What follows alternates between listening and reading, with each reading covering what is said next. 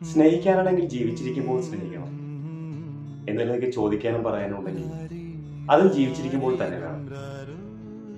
നമ്മളവരെ വട്ടം കെട്ടിപ്പിടിച്ച് തലമുടിയിലും തലോടി അവരെ അടുത്ത് നിർത്തി അവരോട് ചോദിക്കുക, നിനക്ക് സുഖമാണോ എന്ന്.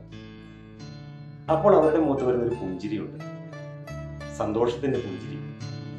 ഇന്ന് വരെ നമ്മൾ അവരിൽ കാണാത്ത പുഞ്ചിരി. അതിനുശേഷം അവരോട് ചോദിക്കണം, നിനക്ക് എന്താണ് വേണ്ടത്? അപ്പോൾ അവർ നമ്മളോട് പറയും, എനിക്ക് മറ്റെന്ത് കിട്ടുന്നതിനേക്കാൾ സന്തോഷം ഇപ്പോൾ നിങ്ങൾ തന്നു കഴിഞ്ഞു.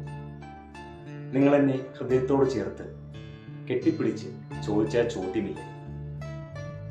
അത് വെറും ചോദ്യം മാത്രമല്ല, ഞാൻ ഇത്രയും കാലം തിരഞ്ഞ എൻ്റെ കരുതൽ കൂടിയാണ്.